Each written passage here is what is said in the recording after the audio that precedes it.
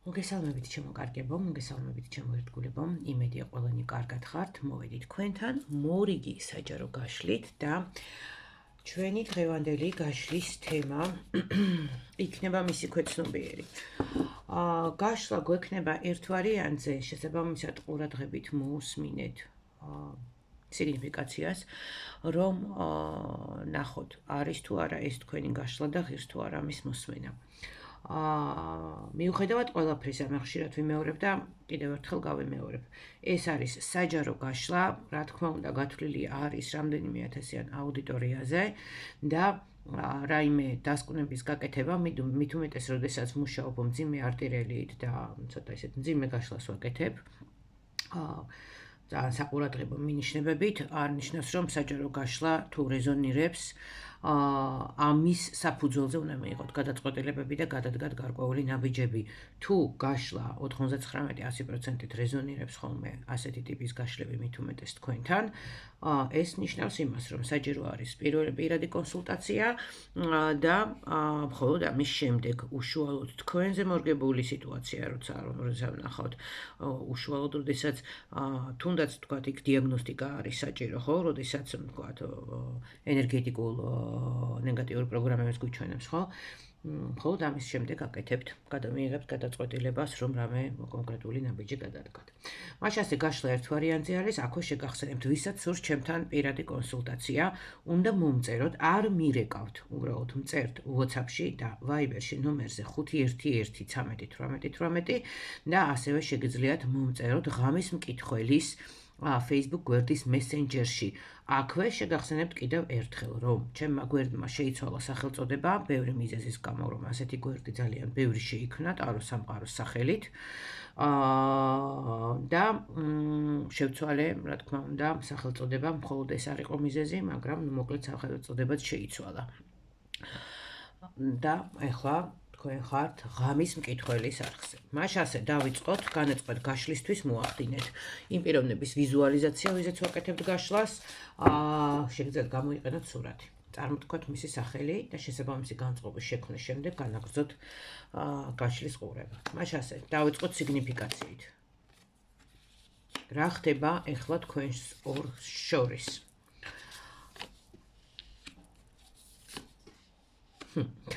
რა თქმა უნდა, ერთმანეთის მიმართ გარკვეული ემოციური კავშირი აქ არის, მიჯაჭვულობა ერთმანეთის მიმართ არის, კავშირი არის, სურვილიერთად ყოფნის როგორც ჩანს.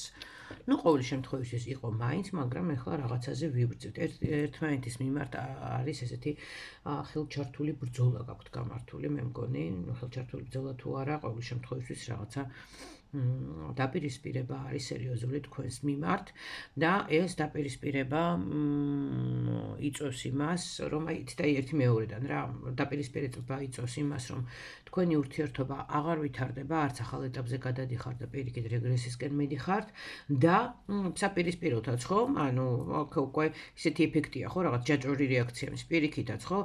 იქიდან გამომდინარე, რომ ურთიერთობა არ ვითარდება, უკან მიდიხართ, მიუხედავად იმისა, რომ აშკარად ერთმანეთის მიმართ გრძნობები გაქვთ, იწყება უკვე გაუთავებელი კამათები და ჩხუბები ერთმანეთის მიმართ. და სულ იცით როგორ შეგრძნება რჩება, შეიძლება თქვენ ამას ვერ აღიქვავდეთ, წესით უნდა ხვდებოდეთ, მაგრამ მესამე თვალისთვის შეიძლება უფრო კარგი დასანახი იყოს ეს, ხო, მესამე პირისთვის, უცხო ადამიანისთვის, გვერდიდან ვინც გიყურებთ, რომ თითქოს რაღაც ვიღაც მართავს ცუდად თქვენს ურთიერთობას, ხო? და ვიღაცის მსხვერპლი ხართ, ვიღაცის მარიონეტი ხართ. არის რაღაცა ილუზიებიც თქვენთან. არის რაღაცა ილუზიებიც იმისი, რომ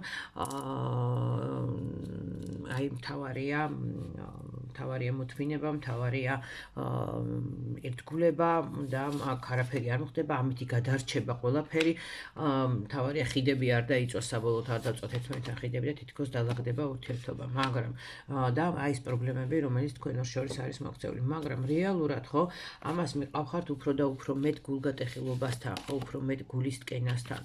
რატომ? იმიტომ რომ აქ ამოგვივიდა სამკუთხედი. ესე იგი, ჩვენ ახლა ვართ სიგნიფიკაციაზე და საუბრობთ წყვილზე, რომელიც არის ეგრეთ წოდებულ სასიყვარულო სამკუთხედში, როდესაც აშკარად არის მესამე პირი თქვენ ურთიერთობაში ჩარეული, თუმცა კითხვა, რაც თქვენ გებადებათ, რაც ლოგიკას ურევს, ხო? რომ თუ ჩვენს შორის გზნობები არის და გზნობთ ამას, რომ გზნობები არის, მაშინ რატომ არის, რატომ გვიწევს უკამათი, რატომ ვჩხუბობთ, ხო? თითქოს თან გონიათ, რომ აი ეს ერთგულება რომელიც იყო, აი ეს არ უნდა დავწვათ ხიდები, აი ამაზე ხარ თითქოს ჩაბღაუჭებული, არ წავალ, არ დავშორდები, ვითომ არაფერი არ ხდება, ну აი ყველას თქვენი მეთოდი გექნებათ, ხო? მაგრამ რეალურად რა ხდება? აქ რეალურად არის სასიყვარულო სამკუთხედი. ანუ საუბრობთ ახლა ჩვენ გაშლაზე, უსმენთ ამ გაშლას ისინი, ვისთანაც ვიცით, რომ არის მესამე პერი, ან ესეთი გონივრული ეჭვი გაქვთ ამისი, რომ მესამე პერისგან არის ჩარევა. ამასთანავე იცით, რომ თქვენ ორ შორის გრძნობებიც არის, მაგრამ აი ეს ან სხვები გეუბნებიან, ან თქვენ თვითონაც კარგად ხვდებით, რომ რაღაცა გმართავთ, რაღაცა არასწორ გზას გიჩვენებთ, არასწორი მიმართულებით, არასწორ კალაპოტში გაგდებთ ორივეს და მე იწყება ეს თუნდაც პატარა რაღაცაზე ყოფსაყოფა ცხოვრება რაღაცეებზეც კამათი და გაჩერდა თქვენი ურთიერთობა, ანუ ის მოსიყვარელი ურთიერთობა, ის გრძნობები, რომელიც რეალურად იყო თქვენ შორის, რომელიც მათ თქვენ გაგაერთიანათ, ხო? ეს ყველაფერი დაიკარგა, ესეთი სიგნიფიკაცია გვაქვს და თუ ეს ყველაფერი თქვენთან არ ემთხვევა, მაშინ ეს გაშლა არ არის შემოკარგებო თქვენი, თუმცა სურვილისავებ შეგიძლიათ ინტუიცია რაღაცას კარნახოთ, სურვილისავებ შეგიძლიათ მოусმინოთ, იქნებ რაიმე საინტერესო იპოვოთ თქვენთვისაც ამ გაშლაში. მოდით ვნახოთ, რას გრძნობს იმ სიტუაციაში, რომელ სიტუაციაშიც თქვენ ხართ ახლა ჩავარდნილი, როგორც წყვილი, როგორც ხართ, მოდი არ ვთქვათ ჩავარდნილი, არ დავამძიმოთ, ხო? როგორ სიტუაციაშიც ხართ, რას გრძნობს ამასთან დაკავშირებით, რას ფიქრობს, რას გრძნობს პიროვნება, რომელიც თქვენ ჩაიფიქრეთ, თქვენი პარტნიორი.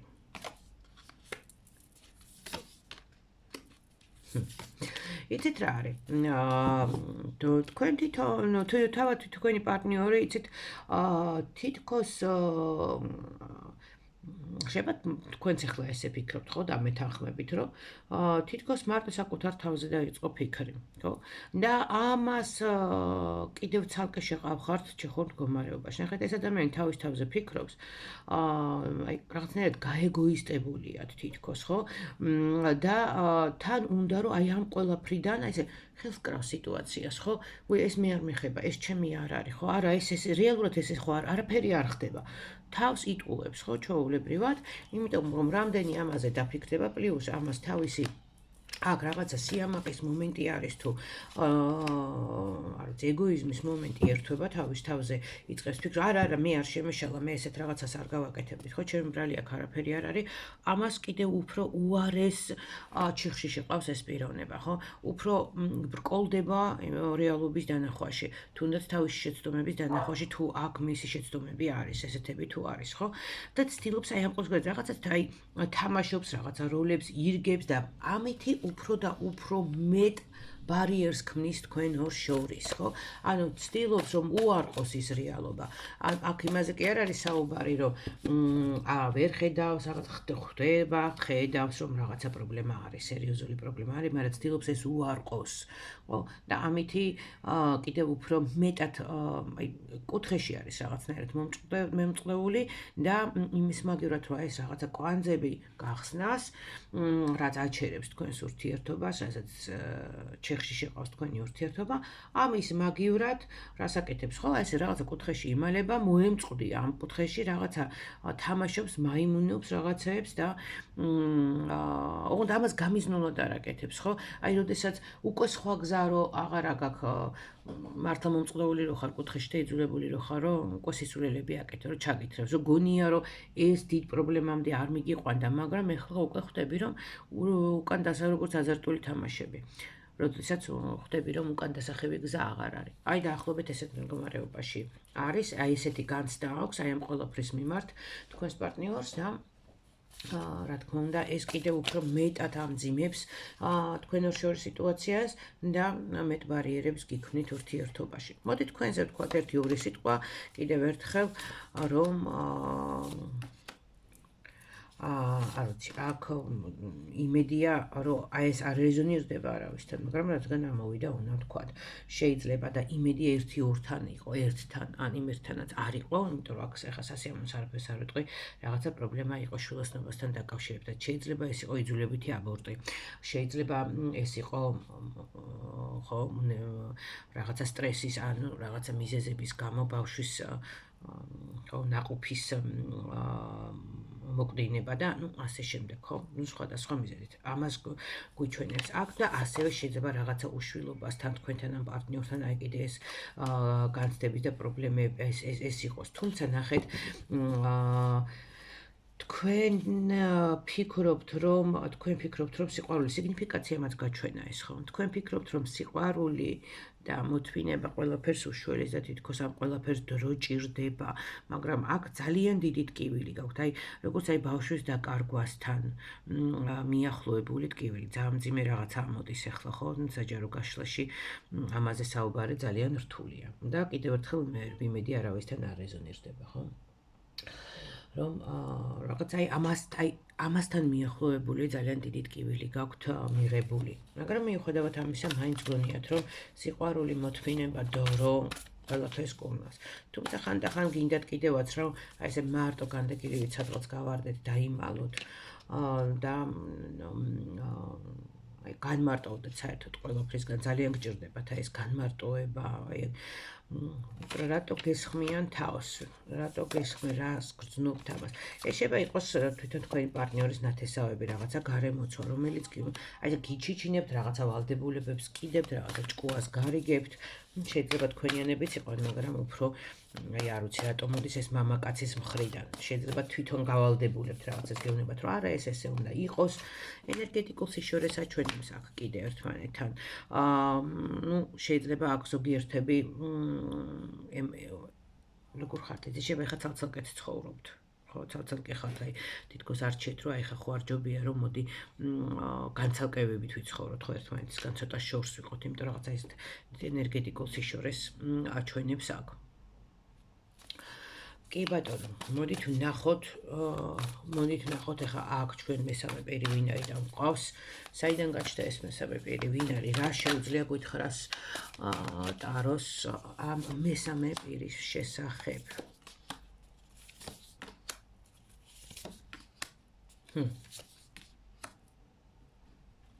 ხო, კი ბატონო, ნუ ეს მესამე პირი ძალიან მოულოდნელად შეიცვალა თქვენთან სიტუაცია.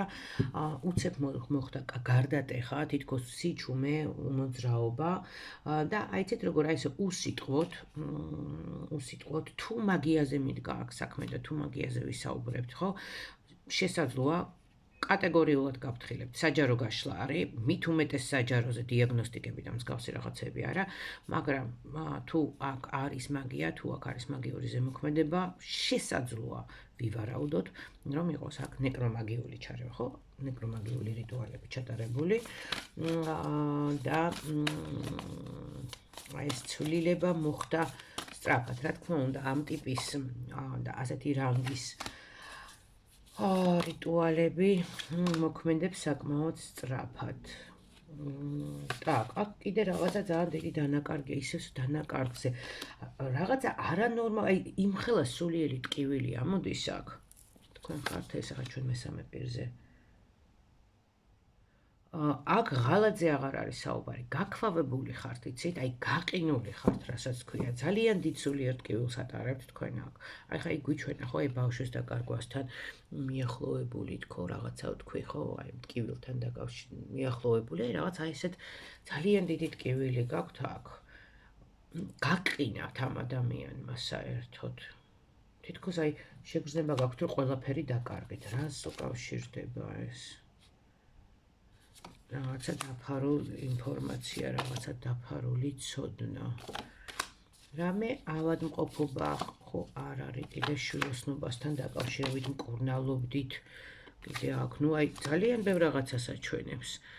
ნუ არ არის გამორიცხული თუ არის ახლა აქ რაღაცა ესეთი ნეკრომაგიული და მსგავსი რაღაცა, მაშინ არ არის გამორიცხული ავადმყოფობებიც იყოს, ხო? იმიტომ რომ ვიცით, როდესაც ზემოქმედება არის. როგორ მოქმედებს მერე ყველაფერზე, ხო? ადამიანის ჯანმრთელობაზე ცოტა ფსიქიკაზეც. მე ისევ და ისევ მინდა მესამე პირზე ვკითხო და დავსა შეკითხვა. როგორ გვემალება ოსტატურად მესამე პირი? მესამე პირი რა თქმა უნდა არის. კი. აი თით როგორ არის, აი რა ვიცი, ცეცხლი და მახვილი ტყავს დამორჩილებული, შეიძლება ითქვას, ხო, აქ დიდი ალბათობით რიტუალიც არის შესრულებული და არის კიდევაც მაგიური ზემოქმედება. არის კიდევაც მაგიური ზემოქმედება. ისევ თქვენ ხართ, ისევ თქვენ ამოდიხართ აქ, აი ესე დამცირებული რაღაცა საშინელით კივილით, ისევ ბავშვის თემა. მე არ ვიცი ვის ისტორიას ვყვებით ახლა ჩვენ აქ. ძალიან საინტერესო, ვის ისტორიას ყვებით ჩვენ ახლა აქ.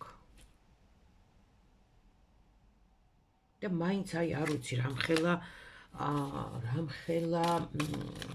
ესეთი დიდი უნარი გაქვთ აი მომავლის იმეც რომ მაინც არ კარგავს აი ეს ადამიანი რომელიც არ ვიცი ახლა აი თითქოს აი გაგანადგურეს მოქცელეს ხო იმიტომ რომ არ ვიცი თქვენ ძალიან ძლიერი ალბათ არ ვიცი გვარი წინაპრებია ეს ხარდაჭერა თქვენი წინაპრები თითქოს იცით აი თქვენ მხარეს დადგნენ ხო ეს გვარის ხე თქვენ მხარეს არის რომ ცდილობს რომ გზა გიჩვენოთ, ცდილობენ რომ გიბიძგოთ, მაგრამ აი თქვენ მაინც ვერ მიდიხართ ამ მოწყვეტამდე, აი ვერ მიხვედით იქამდე რომ აი რასაც მიგანიშნებენ რომ გასაკეთებელია გააკეთოთ, როგორი მოქმედოთ. თითქოს მაინც აი ვერ დგავთ ნაბიჯს და ვერ მიხვედით მაგამდე.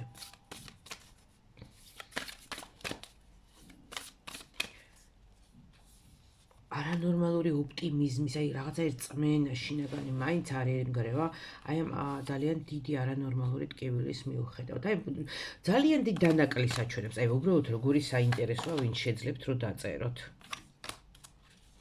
თითქოს ყველაფერი დაკარგეთ. ამ ადამიანის, აი, გავიგე, ესე იგი, ამ მესამე პირის ბრალი არის ყველაფერი. აი ეს ყველაფერი თქვენ უშუალოდ პირადად, არა მარტო წყვილზე, ხო? თქვენს წყვილზე კი არა მაქვს საუბარი. უშუალოდ თქვენთან, აი ეს არ ვიცი რა პრობლემებზეც მე აქვს საუბრობ, ხო? რაც თქვენთან მოხდა ეს ამხელა ტკივილი, ამხელა დანაკლისი, რასაც გვიჩვენებს, უშუალოდ ეს წამოსულია კონკრეტულად მესამე პირისგან. არის თუ არა, აქ რამე გაკეთებული, მოდით ვნახოთ. ეგრეთ წოდებულ ჯადოს რასაც ეძახიან.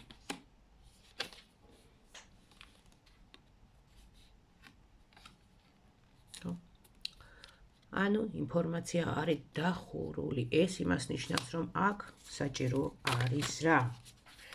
დიაგნოსტიკა. აი ვისთანაც ახლა ეს რეზონირდება და ვის ისტორიასაც ახლა ჩვენ აქ ყვებით. მინდა გითხრათ, რომ საჭირო არის დიაგნოსტიკა.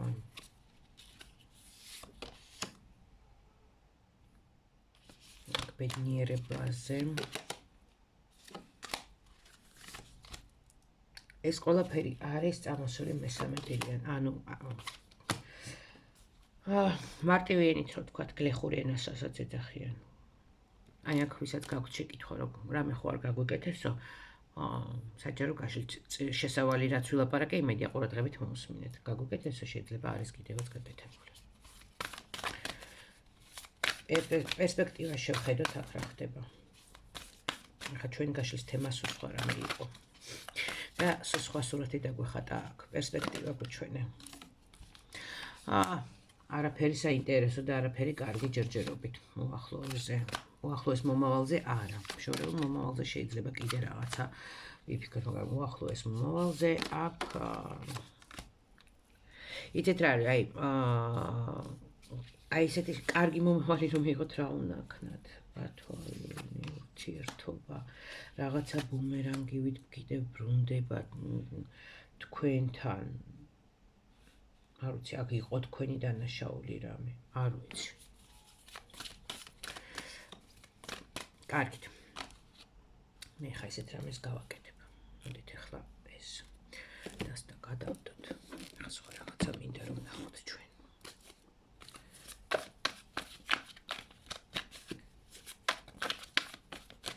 მისი ჩავძროთ უცებ ტვინში და გვითხარი ვისი თქმა გინდა ჩვენთვის. აი ესე, დამით დავასრულოთ ეს გაშლა. თქვი რა გინდა, ხო? აი მისმა ქვეცნობიერმა გვიპასუხოს, ვისი თქმა გინდა. ეძახის რომ არის ასე ვთქვათ, მსხვერპლი, აი შეწირეს როგორც მსხვერპლი, თვითონაც და თავისი ურთიერთობაც, ამბობს, რომ არის ტყვეობაში, ეძებს გზას, მაგრამ ამ გზაზე მას მხოლოდ ეშმაკები და რაღაცა კარმა უბრუნდება და აი აქ რაღაცა ბუმერანგებით დაბრუნდა თქო.